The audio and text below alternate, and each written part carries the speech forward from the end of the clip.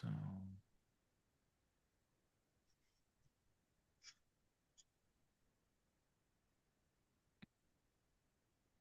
all right, I'll share the good stuff. Mhm.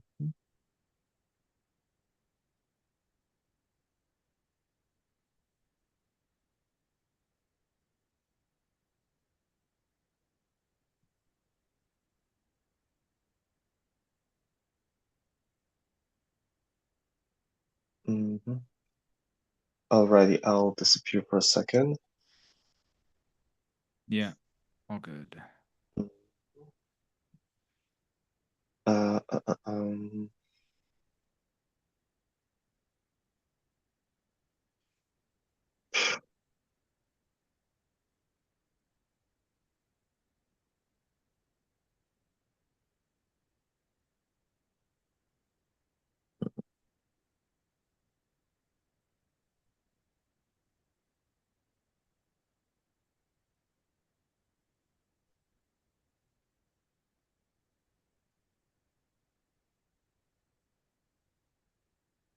Okay.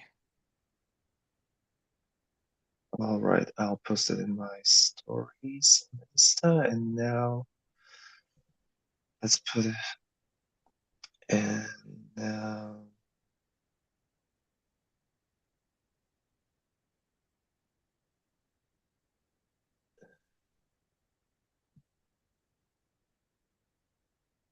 Mm,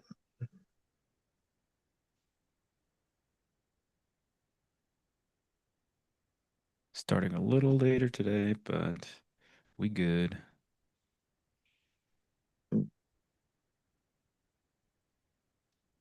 I gotta figure out how people do like the waiting rooms. Yeah, that would be pretty useful. Mhm,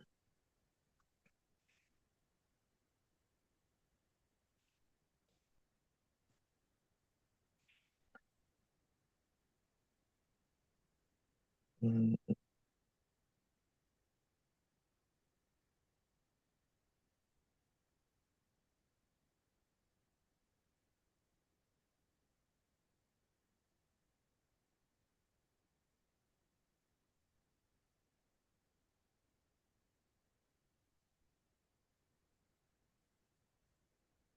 Okay, it's being getting posted right now, and I am back.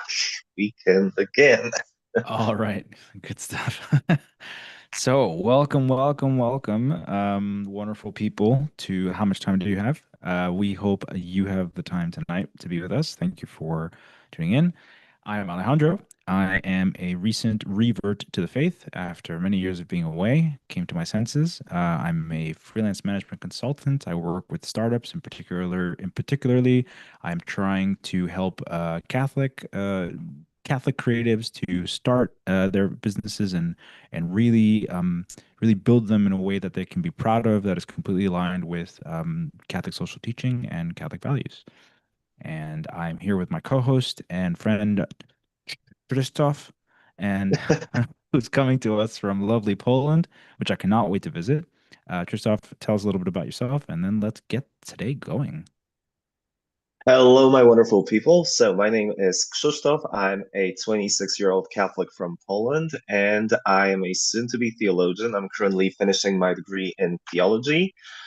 I'll be doing school practice soon to, well, have permission to become a catechist at school if the situation deems it necessary. Other than that, I also play music. I post a lot of different solo covers on my Instagram account at Christoforos Adamczuk. And yeah, other than that, I'm also a polyglot and I teach Polish and English online. So other than that, I also speak Russian and Portuguese, tiny bit of Spanish, tiny bit of German. So if any of you would be interested in learning English or Polish with me, feel free to send me a DM or comment it down below, and I'll get back to you. Yes, yes, sir. Good. Well, we are coming up on the tail of quite an exciting accomplishment. Last week we finished the fourth installment in a series of what we're going to be doing of we're calling the Documents of Vatican II, where we're going to be exploring. We have explored so far. The first one, Sacrosanctum Concilium, uh, because very often as especially as Catholics in the modern world, we're confronted with a lot of people talking about Second Vatican Council, and there's a lot of conversation, but not many people. It's amazing how there's the running gag that Catholics don't, which is a gag, of course, that Catholics don't read the Bible, that Catholicism is super hierarchical, and it kind of it likes to all myths, right? It likes to keep people kind of submissive and dumb and just shut up and follow orders. And that obviously you and I both know that that couldn't be anything further from the truth. And all of these documents, which have come about through the Second Vatican Council, have defined the way that the church interacts in the modern world.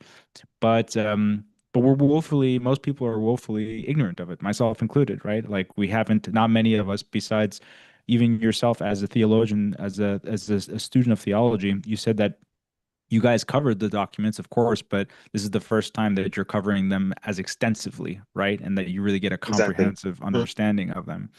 Right. So So during my studies, we the council documents were actually a mandatory lecture for all of us to read. However, during the lectures, we would cover bits and parts of it, of course, but we never during our lectures we never did like a full-on deep dive into everything. We'll just go over some parts of it, some passages. Like I said, it was a mandatory lecture, but during the lectures, we just did sort of like bits and pieces of right, right. And so we were very excited that last week, we managed to finish the first of what was going to be the series of many documents. We're experimenting with some formatting. We're probably going to change things up because we've got some stats now and we can see what kind of videos are performing better. And so we're excited about that. But for now, we're actually doing a Q&A session. Because we invited all of our we do have some viewers, and we invited people to kind of bring in their questions. We have one or two questions, and then we also have so far, and then we invite, hopefully, as people come in, they trickle in, they can kind of give us their questions. But then we also have an interesting topic today, which is convert zeal, as it. brought about Exactly. by Christoph, and he's going to then introduce that after we cover the question that we have. So, do you want to? Would you Hmm. like anything to add? Uh, Not really. We can jump right in. Okay, so I think it's really interesting. We had a few questions. One question in particular that I think is a really spicy way to start up the conversation. All these questions arrived via a Google form that we both shared out amidst to our immediate networks, and then this is how we're getting it, and they're completely anonymous. So with the question goes, with the crisis of our holy church as visible and unprecedented as today, wouldn't it be good to return to the Holy Catholic tradition, leaving behind modernist mistakes condemned by virtually all popes prior to the Second Vatican Council? Right. So, first things first, the modernism remains condemned, so nothing has changed after the Second Vatican Council. And it all depends on what you mean by returning to tradition, because if you are a Catholic, if you hold on to the Church's teaching, uh, if you submit to the Pope, then by definition you are a traditional Catholic. So that is my response. I believe that there has been a number of abuses as regarding the liturgy and the pastoral aspect of our faith, especially in Germany.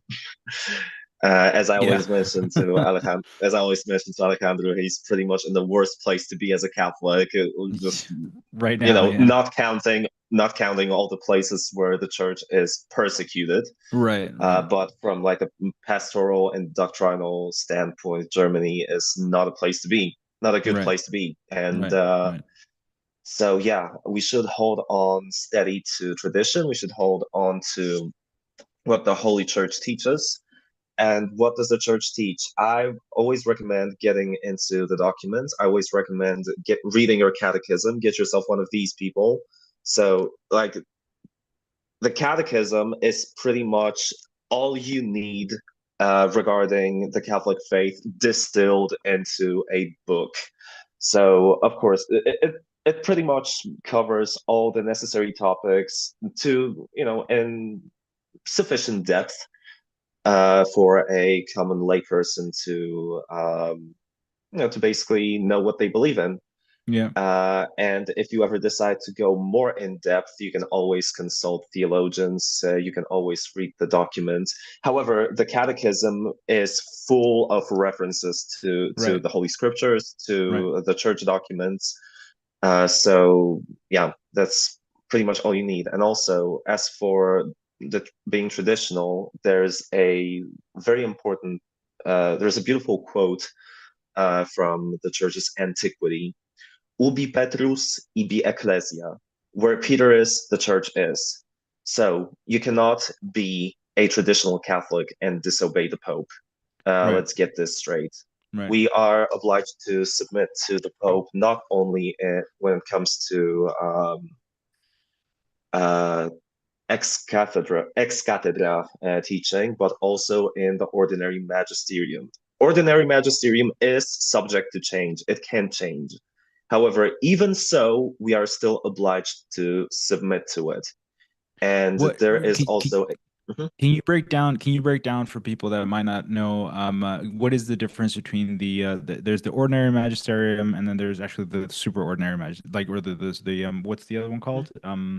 Ex The cathedra extra ex teaching. cathedra, right, exactly. But the Right. what I mean is that even within, so the magisterium, for people that might be listening for the first time, or the magisterium is the essentially the college, the collection of the College of Cardinals, the Curia, including the Pope, all of the it's the episcopate that is charged with the protection and dispensation of the doctrine of faith, right? And so that's basically so it's the preservation of all the teachings handed down over the ages, all the way from the apostles, the apostolic age, which they of course received, from Christ, and then, transmitted over to us over the ages. This is something the I think maybe could help clarify a little bit that what you mean by change, right? Because this will especially this is still related to the question, right? Where Mhm. you have Right. So someone, yeah, go ahead. So to give someone an example, a part of the magisterium are also, for example, disciplinary matters. So let's say, for example, priestly celibacy in the Roman Rite. It is not a doctrine, or rather, Right. it's not a dogma. I wanted to Dogma. say Yeah, it's yeah, not a yeah. That's what I dogma. meant. Yeah. So it is subject to change. It is a disciplinary matter. So if the church so wills or deems necessary, it could reverse it, or, for example, permit the diocesan clergy to get married, or rather, the best way to look at it, because even in the church's antiquity, it's not like, oh, priests can get married. No, the correct way to look at it is married men could be uh, permitted to become clergy, Right. become priests. Right. Uh, and Peter. that's the correct way of looking at it. Right. And that's the Yeah. correct way of looking at it. Because, for example, if a married man becomes a priest and then his wife dies, he becomes a widower. A Right. priest cannot get married again. Right. So Right. that's a very important distinction we should make Right. there.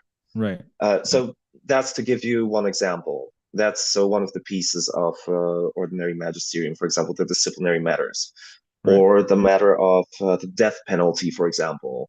I would say we've been going the matter of the death penalty has been undergoing developments over the years. And, for example, while it was permitted while the church permitted the death penalty during, for example, during the medieval times or in the Renaissance and so on, there has been a shift towards banning it altogether, even during the episcopate, during the, I did not want to say episcopate, I wanted to say the Pontificate? pontificate Okay. of pontificate of Saint John Paul II.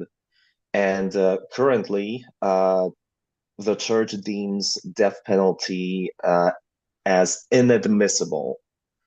While this teaching, once again, it might be revised, but as for the current standing, if a Catholic wills to be in a good standing, he cannot publicly support the death penalty. Like he can, all right, we can hold on to our opinions on the matter. Hmm. However, in our choices, in our decisions, we need to remain obedient to the Church's magisterium. That way, that's the I think just a bit of pushback on this, and this is kind of always where Christoph and I will thing. kind of have this, very healthy, very important back and forth. Mhm. I wish more Catholics would have this, right? Which is why we're doing it. 100%. To encourage Hmm. the dialogue, right? I disagree. Because, for example, the magisterium is not allowed to contradict itself. The magisterium, I'm very much for what we were discussing in terms of the hermeneutic of continuity, right? And even though the hermeneutic is something that is not is the hermeneutic of continuity is a was a the, was a framework, a theory developed by the late Pope Benedict XVI, where he essentially laid out and summarized. He essentially said, there have been a lot of abuses and misunderstandings as to, post Vatican II period, right? Taken by individuals, right? So not that the council itself was evil or contained god awful errors, but that it was abused. And so you need to interpret the documents and the resulting practices through the light of the perennial tradition of the church, right? And so, for example, while I maintain that there's an enormous that it is, of course, as Catholics, we are the pro-life side, right? Like we're supposed to be very, very much pro-life and the preservation of life, right?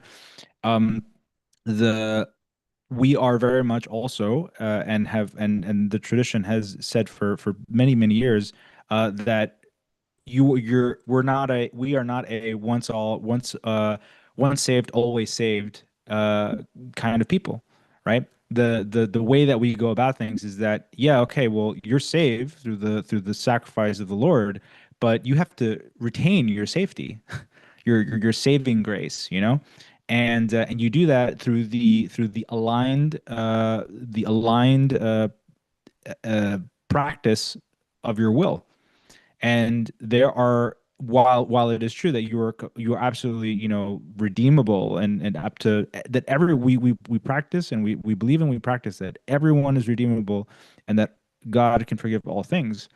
There are people that are a danger to themselves and society, you know, and they're for reasons beyond our understanding, they're not interested in in in the salvific in the salvific race. They're not interested in a lot of that stuff. And so I think while I very much think that it is something on a case by case basis that needs to be dealt with extraordinary care, right? Um, I tend to kind of side with, like, all right, well, I'm grateful I don't need to be I'm grateful I don't need to be the arbiter or the judge for such a situation, Mhm. because, like, God forbid. Likewise. But I lean more towards this kind of feeling of, like, okay, well, let's lean on the perennial understanding of the church and such matters, where let's look let's leave it there. So, but that's okay. Again, that's we're here to discuss. We Yeah. don't have to agree on everything. When it comes to also when it comes to the matter of death penalty, because we might actually touch upon it in future. We might do a bit of a bigger deep dive in the Sure, future. sure, yeah. I I recommend reading the encyclical Dignitas Infinita, which means infinite dignity, Hmm. and it touches upon the topic of human life, the dignity of human life, and on these matters as well. So I highly recommend getting into it and reading it. Which pontiff is that from? It was still during it was released at the very end of Pope Francis's pontificate. Okay, Mhm. okay, got it. Yeah, Okay, it was beginning of 2025, pretty much, okay. or or or end of 2024. I'm very bad with dates, so No, no, it's yeah, but okay. it's It's very okay. recent. I would be very, I'll definitely, we'll put that, we'll find it, because all of these encyclicals, all of these writings are publicly available via the Vatican website. And so we'll definitely put that in the show notes. This is the first time I'm hearing about the document. I can already, if I can, and I have no idea what it could be talking about. What I think would already be, if it's talking about in terms of like human dignity, right, and human life. Mhm. I can imagine that it's a I can already imagine there being a bit of of how is it already a bit of a misconception, because the only infinite thing that exists is God and his infinite love, right? And so I haven't read the document yet. I Mhm. haven't read the document yet. Just I have to go into it, but I would already very curious to read it just from the standpoint of just like, well, we're not infinite ourselves. So I'm guessing he's talking about God and his infinite love and not our infinite dignity. as for human dignity, it is actually the teaching of the church that human dignity is something we cannot lose. It's actually something that's constant, that's still there, and it's not something we can just reject. Mm, mm, Human mm. dignity is something that's permanent to all of us, Hmm. Hmm. and it needs to be upheld. So Hmm. yeah, but in order not to get too ahead of Yeah, yeah, ourselves, yeah. Not to we'll leave it go in too that. nuts. Yeah, sure, sure. No, it's Yeah, if hey, we'll leave it at that, and we'll let us know if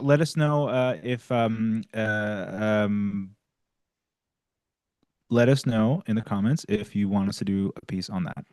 That's the best way to go about it. exactly. Mm. So, Saiska says, true, we must behave accordingly to be saved. Cool. So I guess Mhm. she's your friend Saiska is listening. Cool. Um, yeah. Well, so going back to going back to the topic, or to the question, so to speak, why it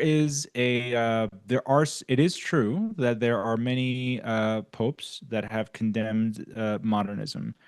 Modernism does remain a condemned. The modernism has n- ha, ha, con, remains a condemned, I guess, ideology and a condemned framework Mhm. from the church, um, albeit not explicitly these days, and perhaps maybe one of this, I don't know who asked this question, which is what the beauty about it, but Mhm. what is how do you define modernism? I'm asking you, right? How do you define modernism? And what is it? Why do you think it is that we haven't heard more loudly from our leaders in the church about moving away from it? Actually, I'm not entirely sure as to why our leadership hasn't spoken more explicitly on that. When it comes to modernism, personally, I'm guilty as charged. I've yet to become more studied on the matter because I've actually heard the term modernism thrown around so much that it's Mm-hmm. become almost very watered down. Right, And right, same. so, yes, yeah, I'd actually need some more time to get a little bit more studied on that. So, this time I actually beat myself on the chest, Mea and culpa. Yeah, no, I same, need to same.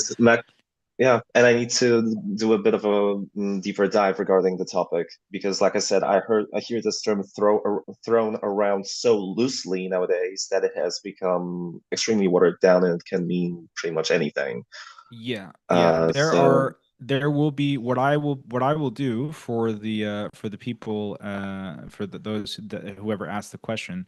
What I will do is that I will attach a series of I'll attach at least one encyclical called Pascendi Domini Gregis by I believe this was Pope Pius X, Pius who the is 10th, yeah, the most recent pontiff to openly condemn modernism, was definitely not the last. I do believe that Pope Leo the 13th also spoke about it specifically because he specifically spoke about the how certain aspects of modernism drive man to overconsumption, right? To kind of like, and this is back in the early industrial age, right? So this is kind of right. like this is he's already seeing what picking up on the patterns of what's happening and the change in people's behavior. And so I will I thank you very, very much for the question, and I will leave some resources. And if you want to drop a comment, if the person who asked this great question drops a comment and wants us to do a special on modernism, we will most certainly do that because it is a fascinating topic. Yeah. It is. It absolutely is. Excellent. Cool. So let's dive then right into this kind of new topic of today. So convert Mhm. zeal. Christoph came to me when we were after the last episode, and we were talking about stuff that we would like to talk about on the podcast. And he was like, I really want to cover this topic. Why did you want to cover it so bad? Right. So comfort zeal is I would say a very up-to-date topic, that's for sure, mostly because we are experiencing a huge wave of conversions towards Catholicism, especially in the US after Pope Leo became the Pope. Yeah. We are experiencing a huge wave of conversions in UK. There's actually more practicing Catholics in Yeah. UK Praise God. there's Yeah. practicing Anglicans at the moment. Yeah. So Yeah. Yeah. Yeah. that's Sure. something that hasn't happened for a long time. Yeah, yeah. A lot of And converts from Anglicanism. That's the thing too. So it's oh like yeah, people coming in, exactly. people like first time converts, but also Anglicans being like, wait a second. Mhm. Exactly. So there's that. Also, France seems to be coming to faith. There's a lot of baptisms happening in France right now. That's good. A lot of it is due to the societal situation, but also I'm just glad people are rediscovering the roots and really resisting the ideologies of the modern day, which haven't really like this whole secular thingy hasn't really been working now, Yeah. was it? Yeah, Hasn't yeah, really been. yeah. So, what is convert zeal? And I've experienced it myself. So when a person, actually, for those of you who don't know, I I was actually born into a Catholic family.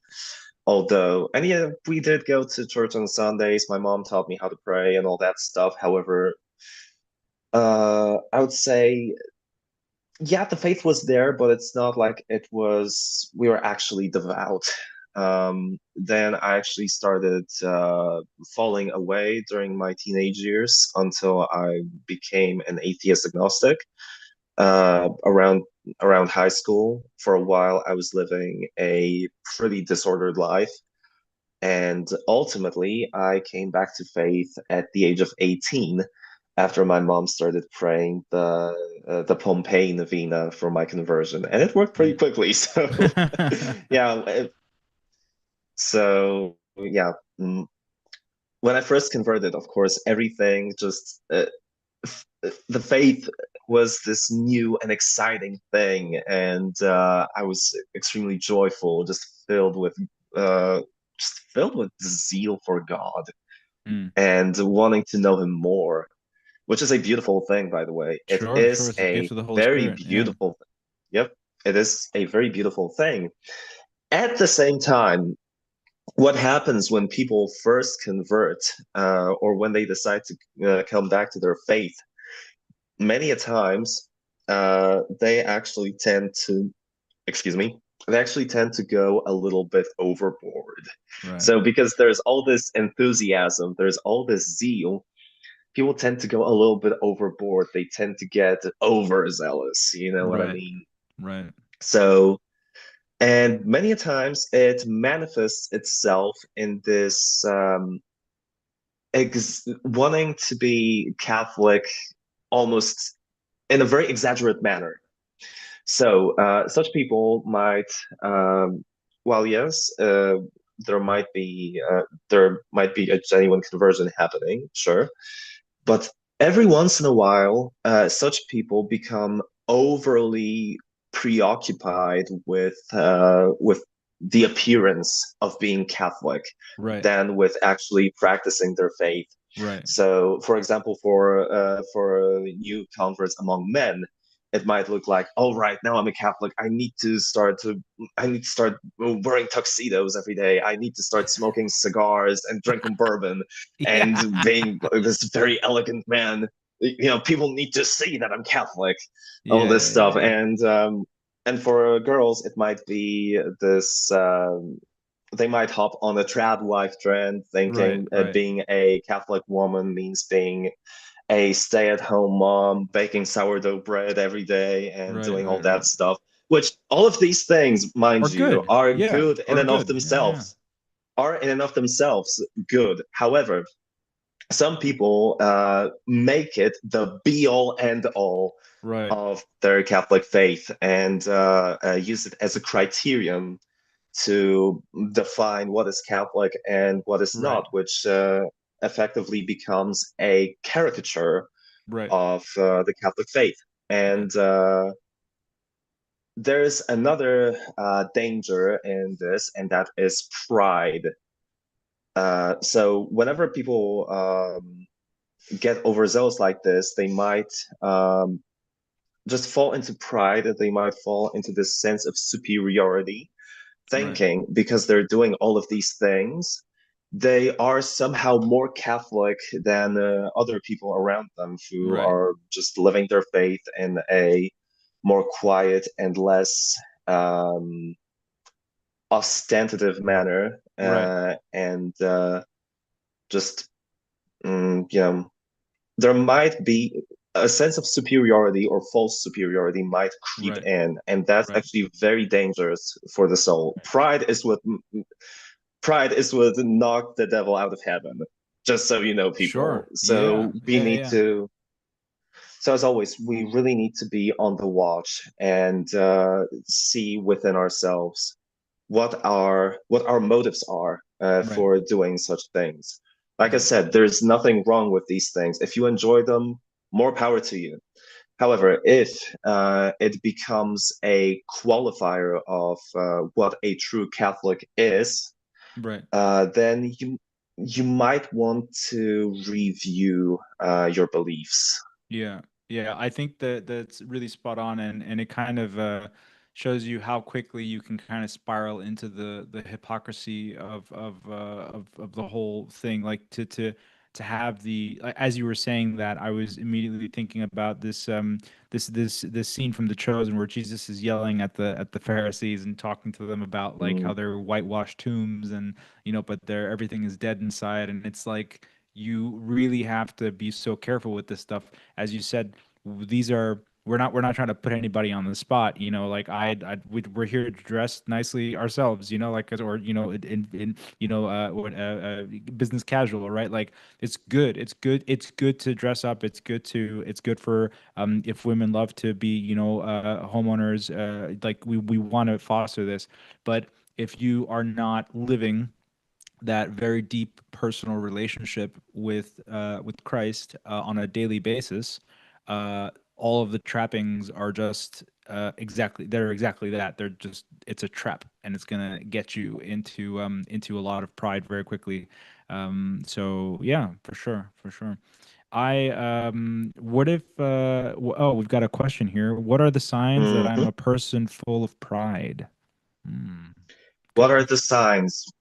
That's a very good question. Well, first of all, do you think like do you live comparing yourself to others, first of all? Right. And c comparison isn't a bad thing per se. However, if you become obsessed with comparison, and now that's a problem. Right. Second Right. of all, do you think you are better than people around you? Or somehow because you're doing these things over there, it somehow makes you superior. Right.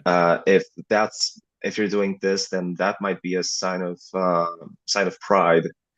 Also, if you start giving yourself too much credit in your spiritual life, I Yeah. mean, it's of course it's good to recognize your spiritual victories. For example, if you actually managed to stay on track, if you started Right. praying regularly, if you have a steady prayer routine going on, and finally got that done, of course, it's a reason to celebrate. It's Yeah. something to be happy about, and you absolutely should give yourself credit. But at the same time, you have to realize your cooperation with God's Right. grace. Bingo. Uh, like that's the thing. It's your Yeah. cooperation with God's grace. God is giving you grace. God is giving you strength to overcome yourself and to become holy. Right. It's your response to God's grace. And God is always the initiator of the entire process. Yeah. Um, of course, there is active participation. However, it's not a passive process. We need to participate. We need to decide to follow God. At the same time, the reason why you are where you are is because God gave you grace. So be thankful to God. And it's not like you've done it all by yourself. Yeah. For It's sure. something we all need to remember. For sure. Um, I so wanna I wanna add to that by saying that one of the thing going back to the first thing you said, this comparison, I think that, like many things, there's a healthy manifestation and a toxic manifestation, right? So when you have a healthy manifestation of comparison, I can imagine that being something like when you're inspired by someone, right? So you are inspired by someone else's holiness or by their devoutness or by their generosity. You say, "Hey, listen, I'm really inspired by this person, and like I go, like I want to imitate them, not in a detriment to myself or not to like overtake them, not in a competitive way, right? Because that's not what this is about." But it is a recognition, as you were saying, of the grace active in somebody else's life, and then kind of saying, "Hey, listen, I want some of that." And then $100%. usually you talk to those people and you're like, how do you do it? And you're like, it's the eternal drumbeat. It's, stay close to the sacraments, go regularly to confession, go to adoration, do corporal works of mercy. And after a while, that starts to really transform you. So yeah. Exactly. I would say the best way to reflect on it is also the parable of the Pharisee and the tax collector. Mm. So when the Pharisee arrived in the temple or in the synagogue, he essentially prayed, God, thank you for the fact that I'm not like this tax collector. I fast, I pray. Like he's Yeah. basically boasting, and he's boasting in all of his accomplishments, and Yeah. essentially thanking God for, oh, thank you for the fact that I'm not like Yeah. this This pitiful guy. person over Yeah. here, like this guy. Whereas the tax collector, he just put his head down and he was just praying, Lord, have mercy on me, a sinner. And guess who Mm. came back home with his sins forgiven? It was a tax collector, right? Because Yeah. Yeah. he managed to stay humble. He stayed Right. humble before God. He recognized his weakness, his own Right. sinfulness. He did not boast. He did not compare himself to anyone, and Yeah. that's ultimately the position we should all take because we're all sinners. And Right. whenever we start to compare ourselves to others, thinking we're so better than uh, other people who seem to be, who might be great sinners, but you are a sinner too. You are a sinner too. Yeah. You deserve hell too. But Yeah, God chooses absolutely. to. we all deserve hell, to be honest, because Yeah. there's no person without sin aside from the Holy Virgin Mary, Right. uh, and our blessed Lord, of course. But like, you have to realize we're all sinners, and without God's grace, we would all be in hell. God's grace is a free gift, and it's up to us to accept it. Yeah. And Yeah. it's a gift. It's a gift that, and the definition of a grace is like we cannot work for grace. Right. Grace is something that's freely given. So, Right. like, instead of comparing ourselves, instead of thinking we're so better than everybody else around us, we should be thankful for God's mercy, for God's love, and for grace. Yeah. And that's the correct attitude. Yeah. The grace to recognize your own how short you fall, right? On a regular basis. That's one of, I think, the best things. I think the absolute greatest gift of confession, besides the actual absolution that takes place and the peace of mind that you know that comes with that absolution, is actually how it manages to check your pride.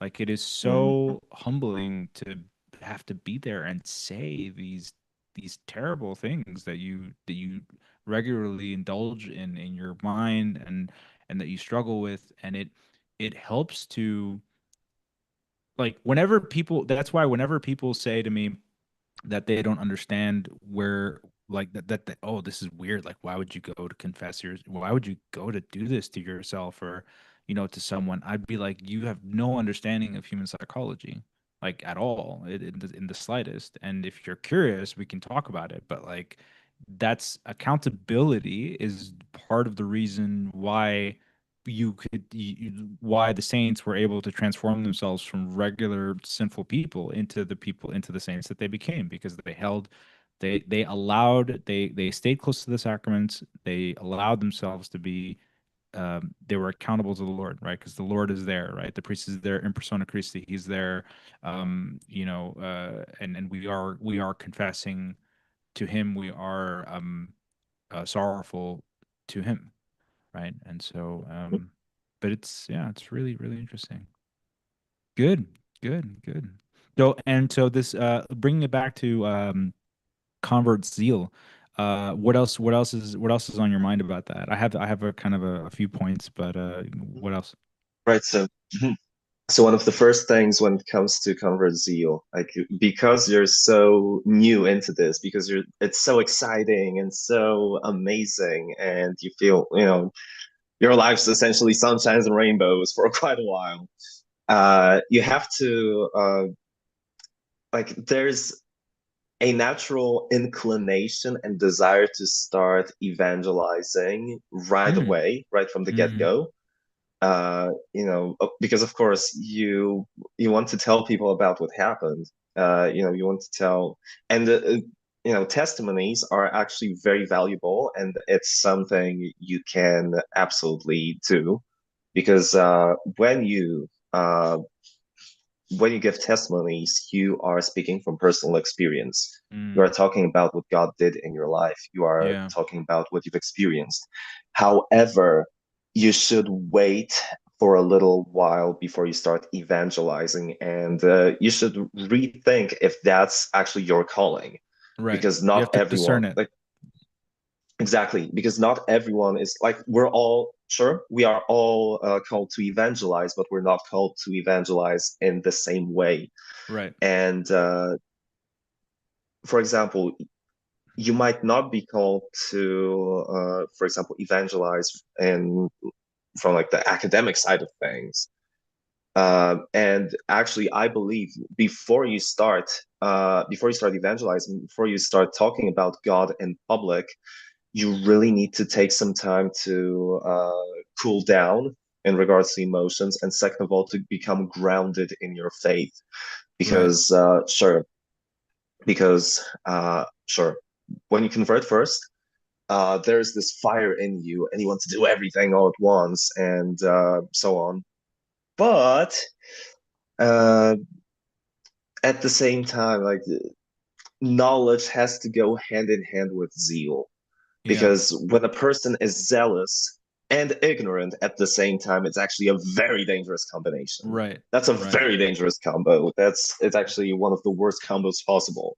Someone Right. who's zealous but ignorant, like Right. that's just terrible. Sure. So before you go out there and talk about God, before you start talking about the Catholic faith yeah, um, or about doctrine, especially about doctrine, you Right. need to learn some of that stuff first. Right. Right. You Right. need to get grounded in your faith. You need to start, and you need to have a steady routine in prayer as well, Yeah. because it's easy to pray when life's all sunshines and flowers. It's easy Yeah. Yeah. to pray. It's easy to praise God when you're feeling good. But are you going to remain faithful and remain steady in prayer when you pass through the seasons of dryness Right. in your spiritual life? Are you going to remain faithful when you feel Right. like God is silent, like He's not Right. answering you? Like that's when our faith becomes tested, and that's when Right. we really need to remain faithful in the midst of difficulties, because that's when true love begins. Like we could actually compare it to just human relationships. Just think of Absolutely. exactly. Just think of a romantic relationship. When you fall in love with someone, you're absolutely amazed with that person. You're obsessed with them, and yeah, you tend to overlook their flaws, for example. You tend to overlook the difficult parts, and then as the emotions die down a little bit, you some all of a sudden you become disillusioned. It's like, oh, it's way harder than I thought. Yeah. Yeah. You Yeah. For know, sure. so This human bites back. exactly. And uh that's when our love gets tested in the midst of difficulties, when we don't feel like it, when we are struggling, because it's not like our faith isn't all sunshines and rainbows. We're going to go through periods of spiritual dryness Yeah. when it Yeah. feels like when we have no desire to pray, when we have no when it feels like God is silent, when it feels like it's just dry, like there's nothing there. Yeah. We are going to experience temptations, and that's just a normal part of a Christian life. We're going to pass through difficulties.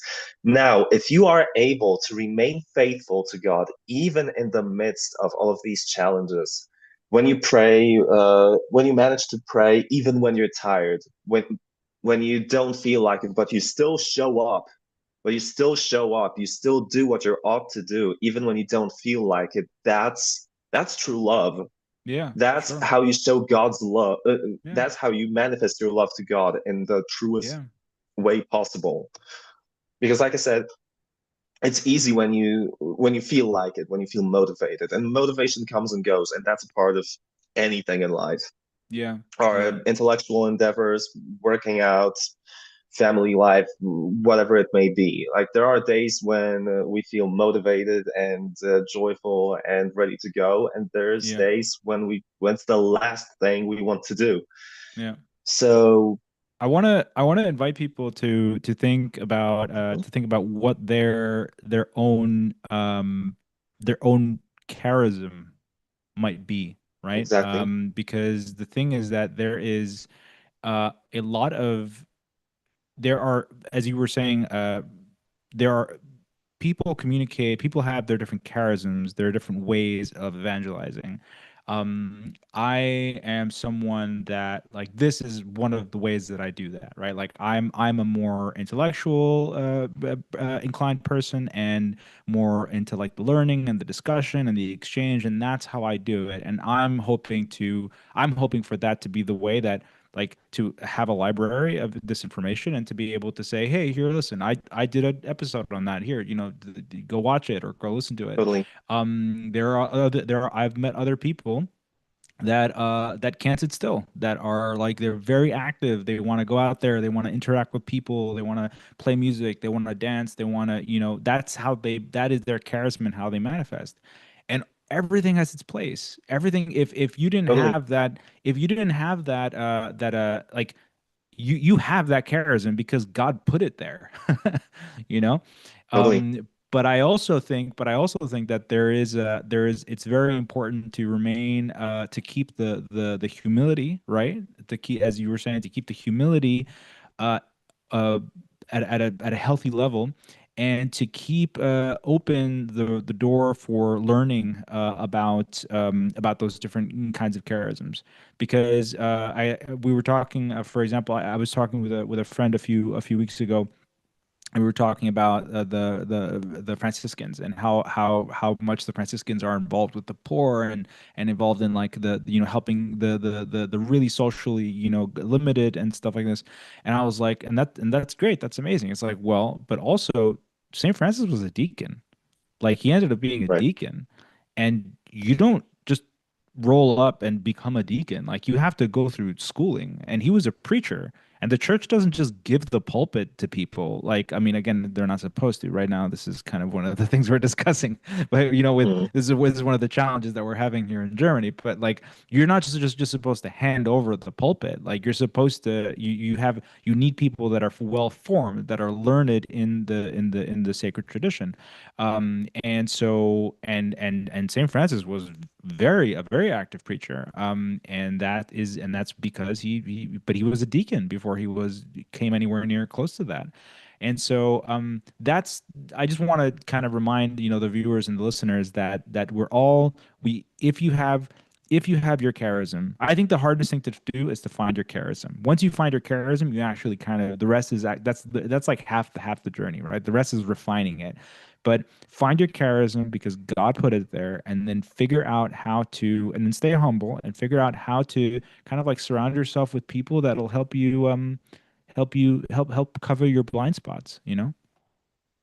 Totally, totally. It's very important. And actually, for me, I'm like halfway in between both sides. Like on one hand, I have this intellectual side to me, and I love to study. I love to get into the details as well. But I'm also like quite an extroverted person. I love to interact. I'm also a musician, so and I go to the gym. So there's like these two parts to me, which I like to keep in Like to balance. like to melt some faces. Exactly. Besides, like, make sure also people make sure you don't become just Catholic nerds, and being a Catholic nerd is a good thing, but there's a trap that some guys fall into Yeah. when they become so studied in the doctrine, they become so obsessed with it that they essentially have no interest Right. outside of the Catholic Right. faith. Well, just so you know, like, be a you're gonna have normal a hard guy, time like. you're gonna have a hard time reaching people. That's the thing. Like, for example, I love I my artistic outlet. Your artistic outlet is music. My artistic outlet is writing. Like, I like to write science fiction. I like to write poetry. I explore that stuff. And so because I do a lot of writing, I do a lot of reading. And so yes, that's still maybe a little brainy, but the idea is that it's a completely creative endeavor, right? And so Mhm. because I do a lot of reading, that allows me to connect with people at various different levels. And it doesn't always have to revolve around the church, as you said, around ecclesiastical things. Jesus spoke in parables, for God's sake, and he didn't speak about, he spoke with he Jesus could read a room, right? He knew he could speak with the Totally. Pharisees in the way that he knew how to like shut them up. And then he spoke with people using parables, some of which they didn't understand, but he met people where they were, and he spoke to them in their language. So that's really important to remember as well if we're going to fulfill the great mandate of evangelizing. Yeah. Besides, like, look at your local priests. Most of the time, they're normal people. They're regular people. It's not like they only talk about God. It's not like they only care about liturgy. It's like the only thing they do. No, they have their own interests. They have their own passions, hobbies. Yeah. There's stuff they do outside of their ministry. and many times they're actually much more fun to talk to than some lay Catholics who become so obsessed about doctrine Yeah. that they can't speak about anything else. Like Yeah. Yeah. be a normal person. Like have some hobbies, do something outside of your faith. Like sure, be well studied, be well catechized, but keep these things in balance. Absolutely. Absolutely. On that note, if you unless you have we're good on we've had all the questions so far. We've got okay, Sky's also saying it's very important that each one of us understands that we belong to the body of Christ, so everyone has their own role. Yeah, yeah, absolutely. Very much 100%. so. Very much so. Again, Hmm. it's I First letter, recall so, yeah, First go letter ahead. to the Corinthians, read it, people. First letter to the Corinthians, St. Paul spoke about it. The We are body, all yeah. members of the body of Christ, and we are all different members, and each one of us has their own place. Yeah. We all have a different calling. We all have a different purpose, and that's also the reason. That's also a part. Uh, that's also the humility, like Yes. recognizing our own role Yes. within the church, within the body of Christ. That's also where humility lies. Uh, you know, instead of looking at other people with jealousy, thinking, oh, but they're doing all this type of stuff. I wish I could do it. Well, that's their calling, and they actually might be feeling the same way about some Yeah, other people. And it's absolutely. actually a very normal human thing. Like the Yeah. humility is all about recognizing our own talents, our own calling, our own position, and following it to the best of our abilities. Yeah. Yeah. And also is sometimes um not really not having to be the center of attention. And Yep. not always like be content with and by content you probably know this so content is a really I really like the Spanish word for it, contento, right? Contento is Mhm. content. It's their related words. And contento means happy, but it's obvious, so it doesn't translate one to one, right, from the Spanish and the English. But then you have content, and content, it's like you should be content to just sometimes be surprised and let things just happen. Like let just be open to Exactly. it. I'll give you this really great example where just a few weeks 2 week last week actually it was I was at mass and I ran into the two friends from our group, and they were like, "What are you doing?" And I'm just like, I don't have anything planned, you know." And they're like, "Well, we're gonna go play some music. You want to come along?" And I was like, "Well, I can't play any music right now. I haven't played an instrument in well over almost 2 decades now. So like, I can't do any of that. But I would love to come along." And I did, and there are these two musicians, you know, and they're great. They're very good. And we're sitting there, and they're playing. So one of the guys was playing the piano and was reviewing his like jazz repertoire, and then the other guy was kind of there, kind of commenting on it, and they were doing a really great job of like making me feel included, right? So like not getting super technical with the musical terms because I don't, it's a language that I don't speak, and so I could participate a little bit, but also just kind of sit back and watch. And I was like, no, no, no. I was like, just go, just do the music. You know, like I'm having a great time just being here, and that was it was a great time. I had so much fun. I had so much fun. And then we started talk at the end after the kind of near the end of the rehearsal, they started talking about like the philosophy of music, and like we were talking about like music experientially at like a more at a higher level, and then I was able to kind of dive in with my ideas there. And so like again, it all worked out, it worked out because guess what? You go about and you are just I was just open to just like, yeah, it's Sunday. Let's go let's go do some music. So yeah, Beautiful stuff. stay open. Stay Beautiful stuff, open. really. Yeah. Also, when it comes to being in the center of attention, like you have to realize, and that's usually people who look up to actors, musicians, and so on. Like, oh, man, it would have been so cool to be famous. Well, not really. If you ask people who actually are famous, some of them just wish they could disappear. Yeah. So think twice before you speak. Yeah, Like absolutely. I doubt I doubt any of you would like to give up your privacy for some recognition. So Right, right, right. that's definitely something to think about. Absolutely. No, for sure. Well, I mean, this has been a lovely conversation. I For sure. as always, we covered some good ground. It was a bit more relaxed as usual, but I think we had some great interaction. Thank you to Saskia for her Hmm. comments. And again, if people watching, we covered quite a bit of ground.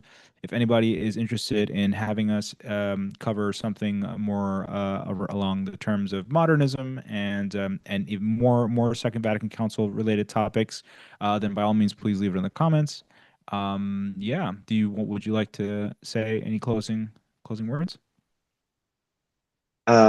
Stay in your lane, people. That's Staying probably the your best way to lane. summarize.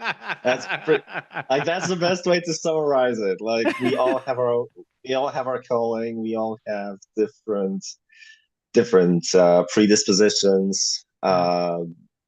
and desires. Like our desires might not always correspond with God's plan for our lives. So that's a yet another element of humility, of Yeah. recognizing God's plan for us and uh, staying obedient. Yeah. That's like people think like,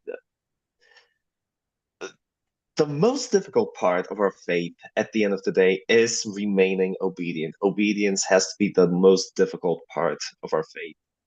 And especially when it goes against what we would like just to completely. But that's where we manifest our faith and our love, and that's key. I completely agree. I completely agree. However, I would add that this is the topic of obedience. Let's let's unpack that even Mm. Oh on yeah. an episode on its own. That deserves an episode on its own because I was just talking about this yesterday actually with the group in a get together we had where on a Theology on Tap, our weekly kind of get together, where you have we were talking about obedience and specifically like roles, like different roles within, right? So you've got a push here in Germany for women's ordination, and there's obviously a lot of stuff going on over here that's being talked about, and to summarize the story. Um, what I made the case of St. Catherine of Siena, right? And I said that Mm, I was like, you had for people that don't know, St. Catherine of Siena single-handedly avoided a Western schism mm, by in her humility and in her obedience by writing to the Pope and convincing him to return to Rome, which also and she essentially had to come in and kind of like mother a bunch of really misbehaving prelates of the time, misbehaving yep. to put it kindly, and she didn't have to do that from she didn't have to like become pope in order to do that. Like she did it from as a cloistered nun, right, in Italy, and so the power of humility and the power of obedience is really you truly cannot understate it. However, um, it's also that comes with an enormous amount of discernment as well.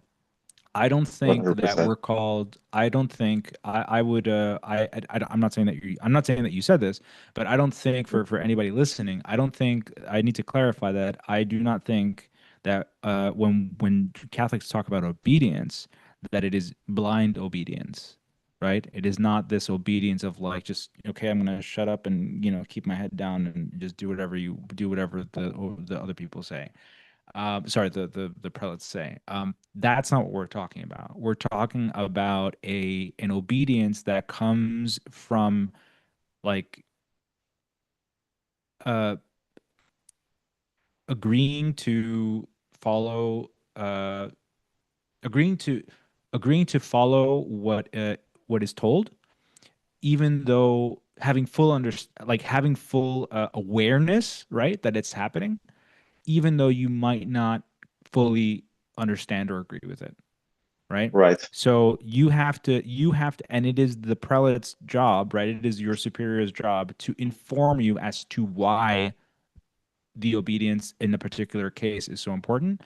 And the answer is not just because, right? Mhm. You All right. Do we that's have really just important. one last thing? Do we have any more comments in, or is it Nope, no, we're because good. That's it. it's good text? That's it. Okay, because I believe I get like a friend texted me that they sent me a question about evangelicals or something like that. So I'm I not sure if that came in Yeah, or maybe okay. in the No, that forums. what is your opinion on evangelicals? Yeah, but I mean, but it just came in, so yeah, there's that. Mhm. Right, Okay. right on So yeah, I evangelicals. mean, go. Yeah, let's do that. Let's do that to close up a bit a Hmm. bit late, Yep. but let's do it.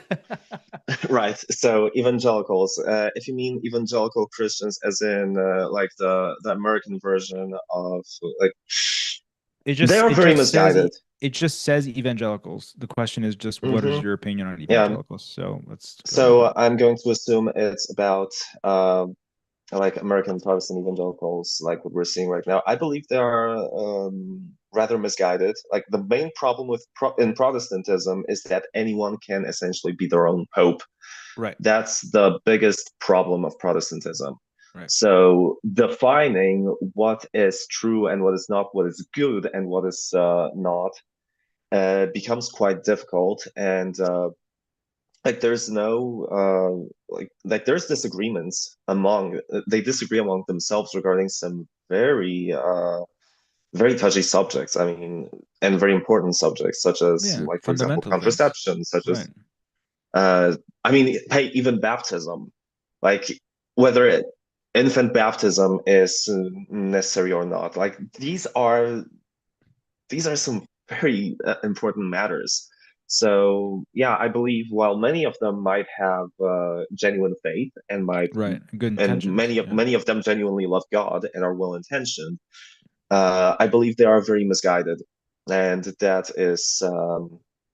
that's the problem with pretty much all of Protestantism. Is that anyone can become their own pope. You might frequent a certain church, and the moment your pastor says something you don't like, you might break off and start your own church, and it becomes this endless process of schism of everybody interpreting the Bible on their own, everybody thinking they're right while everybody else is wrong, and that's pretty much the biggest issue I have with them. Yeah. Um, Lack of clarity and this sense that it's this pure subjectivism. Right. It's never the because anyone can read the Bible and come up to different conclusions. Completely. Yeah. So, and that's the thing. And many people don't know the historical context. Many don't Right. know the cultural context. Yeah. So, as they read the Bible, they come up with their own conclusions, Right. and that's the biggest problem, the lack of clarity, the Sure. disagreements regarding some, like I said, very fundamental topics, like infant baptism. Yeah. Like that's one of the most fundamental things, and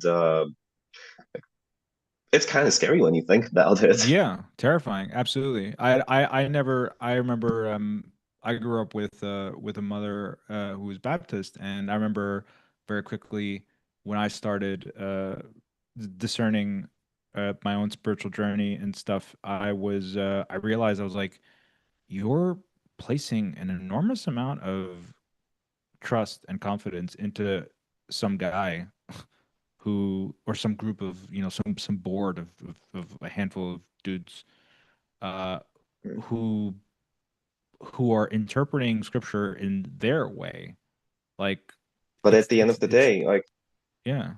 if we were to read the scriptures, Second Peter tells us the Bible isn't for private interpretation. That's why we need Uh, that's why we need the central authority Yeah. to tell us, what certain passages actually mean. Like, of course, we're all free to read our Bible, and we're all encouraged to read our Bible. Like Right. ignorance of Scripture is ignorance of Christ. That's Right. a quote from Saint Jerome. Yeah. And the Word, the Scripture, the Word of God, is a living Word, and God speaks to each one of us on an individual level through the Holy Scripture. Yeah. So that's something we should all keep in mind. But at the end of the day, it's not up to us to decide what certain passages mean. Right. While a certain passage might correspond to a certain situation we might be having in our life, or might touch us on a personal level, Yeah, sure. it is, as I said, it's not up to us to decide what this passage means at the end of the day, Right. in regards to the historical accuracy, in regards to doctrine. Right. That's why we have the magisterium. That's why we have the pope. We have this centralized authority, Right. and that's pretty much the biggest. That's actually the best thing. One of the best things about Catholicism, the clarity and having this centralized authority. Yeah. Because, for example, our Orthodox brothers and sisters, there's actually Orthodox churches disagree among themselves regarding Oh, sure. Yeah, yeah. Yeah, like a lot.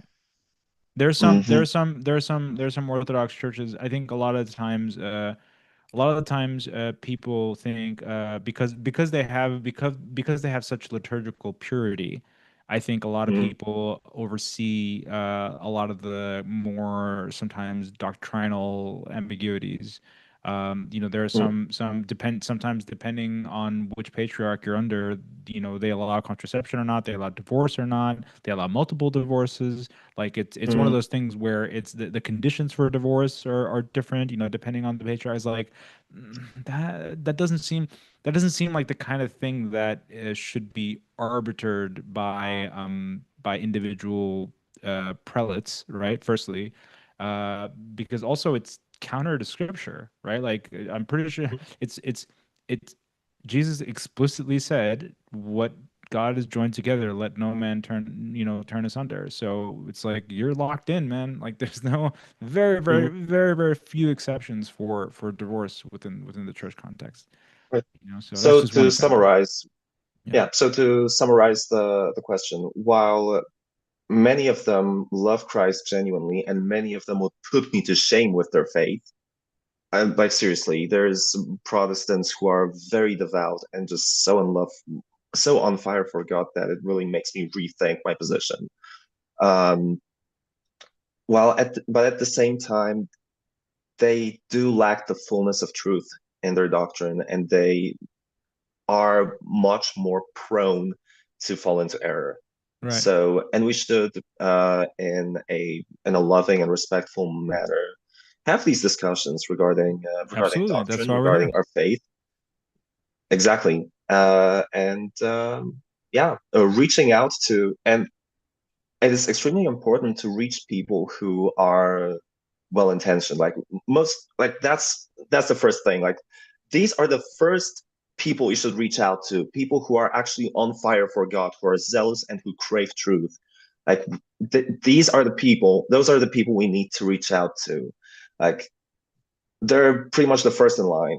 If Mm, someone is not willing to have an open conversation, if someone is going to keep on attacking, and act and ask questions in well, being ill-intentioned, basically, not to like not, asking questions not because they are actually curious and want to know, but just to catch you, just waiting for a gotcha moment. Like right. these people aren't worth talking to. Right. You should absolutely pray for them, but don't waste your time Right. speaking to someone with this kind of attitude. Yeah. Yeah. Completely agree.